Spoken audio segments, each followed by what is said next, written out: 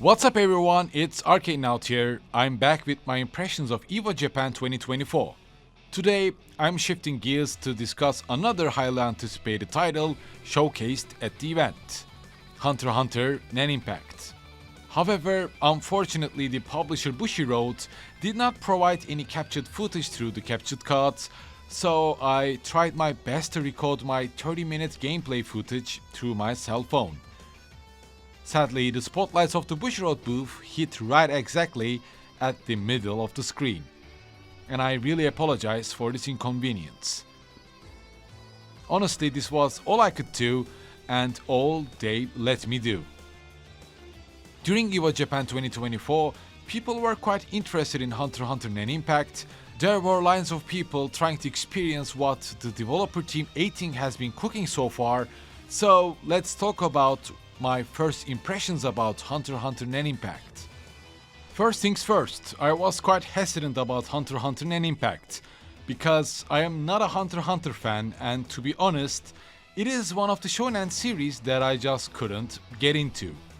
Still, I try to play each anime game that I can, whether it be a fighting game, a musou, or an action game.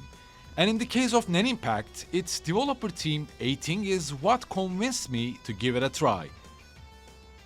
Also, as you know, A-Ting is behind the fighting game titles like Bloody Roar 3, Naruto Clash of Ninja, Bleach Heat the Soul, Fate Unlimited Codes, Castlevania Judgment, and of course they are mostly known by Marvel vs. Capcom 3. And that's exactly where Hunter x Hunter Nen Impact also leans to. Based on Yoshihiro Togashi's popular manga series, Hunter x Hunter Nen Impact is a 3 vs 3 fighting game. It's fluid, it has broken yet really fun characters to play with, basically what you would expect from a 3 vs 3 tag fighting game. Although Nen Impact's visuals and the animations might seem a bit rough or raw from the outside, you start to adapt or start to like what Nen Impact offers. The characters and the animations are quite vibrant, they do not blend with the stage or with the other effects, and it's quite easy to follow what's going on the screen. Besides that, Nen Impact's controls are quite orthodox. I will try to explain the button layouts for PlayStation, command inputs and the initial combos are quite beginner friendly to learn and use. The square button is for weak, the triangle is for medium, and the circle button is for strong attacks, and the X button is for Nen Impact move. This Nen Impact move is a common attack action for all of the characters, helping you to launch your opponents to the corner or to the neutral ground. Besides that, the R2 button is for arts, the special moves of the characters that are quite easy to execute. The execution of these arts depend on the directional keys you press, and if I were to give any examples, just by pressing R2 button, Killua casts his lightning pole move, and if the player does forward R2, Killua will do his thunderbolt move, crossing his elbow with lightning that is also available to jump cancel for more combo opportunities. And if you press backwards R2, Killua will use his Godspeed ability, a dash cancel move that does different follow-up moves depending on pressing square, triangle or circle during the activation of this move. On the other hand, Kurapika also works the same. Just by pressing the R2 button, casts the dowsing chain, forward R2 is the judgment chain, and backwards R2 is the healing thumb chain special move of Kurapika. Moreover, characters like Gon are more based on starting Jajanken move by pressing R2 and then doing the follow-up either by square or triangle or using the attack buttons combined with the directional buttons. Hunter x Hunter Nen Impact seems quite accessible, but do not forget that this is a 3 vs 3 tag team fighter, meaning that players need to discover combo paths by combining different character specials with their normals. Last but not least, the L2 button is used for the rush mechanic, which is used for easy to execute weak, medium or strong combos by pressing L2 with square, triangle and circle. However, these rush combos have their own weaknesses as well, meaning that pressing L2 with square leads to a minimum damage, minimum risk combo, and triangle leads to medium damage with medium risk, and circle is of course high damage and high risk. Nevertheless, a 30-minute gameplay session was also not enough to find or to create a team that works quite well.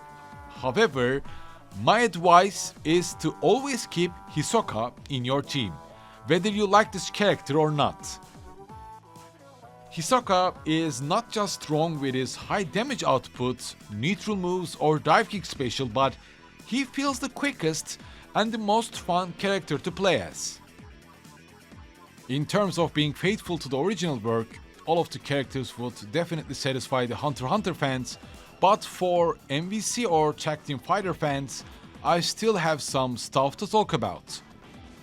Additionally, what caught my attention was the overgear mechanic, which significantly enhances characters, granting them speed and attack boost by pressing square, triangle and X button at the same time, which is quite similar to the X Factor of MVC3. I will soon of course talk about the abilities of Hisoka, but be sure to keep this mechanic, especially for Hisoka, if you want to make the biggest comeback of your life. This overgear mechanic can only be used once per match, and as far as I've seen, its effects and duration become longer and stronger with fewer remaining team members.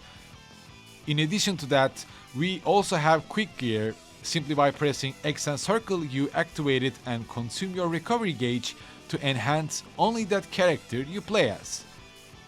As far as I've seen, Leorio and Killua also turn into a total beast with these mechanics, and either you need to use your full screen specials to keep them in check, defend for your life, or you press either XL1 or XR1 to eject attack to force your rival to switch characters.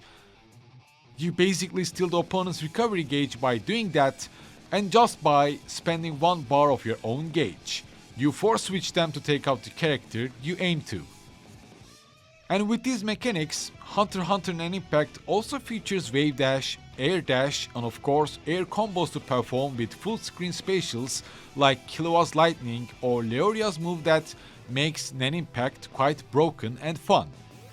And this broken tag team aspect is what makes people feel the Marvel vs. Capcom 3, I think.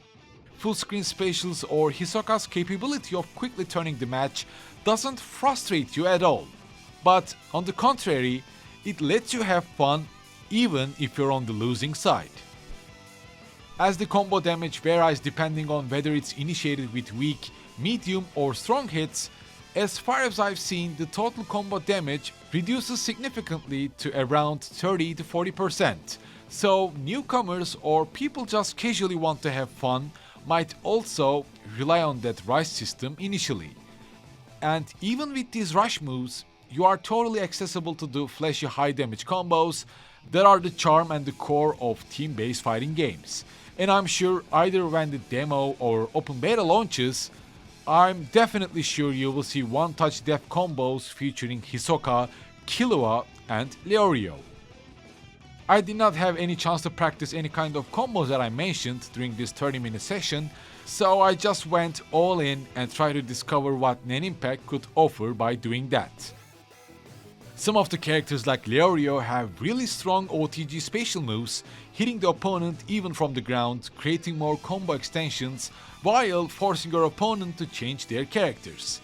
And when one of the characters' health reaches 0, they are switched out with your next character, meaning there is no round reset with cutscenes. Just like in other tech battles, you pick 3 characters, order them as first, second and the third, and then the real fun starts. Hunter x Hunter Nen Impact features 6 different characters at the moment that are initially featured in the first teaser trailer. And these characters are Gon, Leorio, Netero, Killua, Kurapika and Hisoka.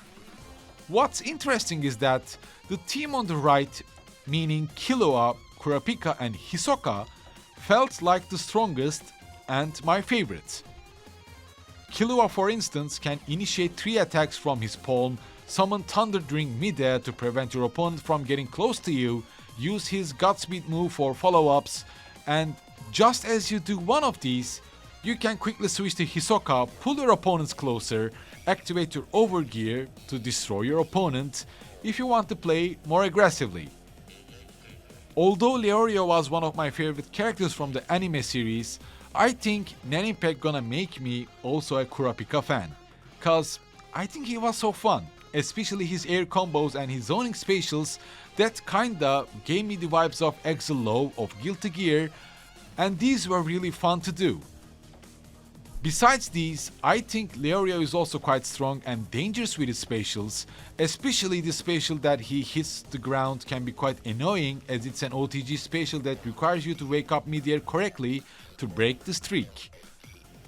Considering Leorio doesn't have many fighting scenes in the anime, I think the developer team 18 really tried to do their best to bring out a fighting game that both Hunter x Hunter fans and also team-based fighting fans would really enjoy. It may not seem from the outside, but Nen Impact really feels like a passion project that is faithfully created.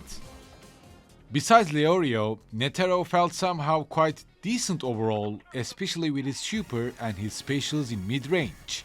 Using Netero's super as with Hisoka or Killua's felt quite efficient if you want to catch your opponent for a happy birthday, but besides that, I think the 4 characters that I mentioned first are the strongest and the most fun to play as. However, I can't say the same for Gon.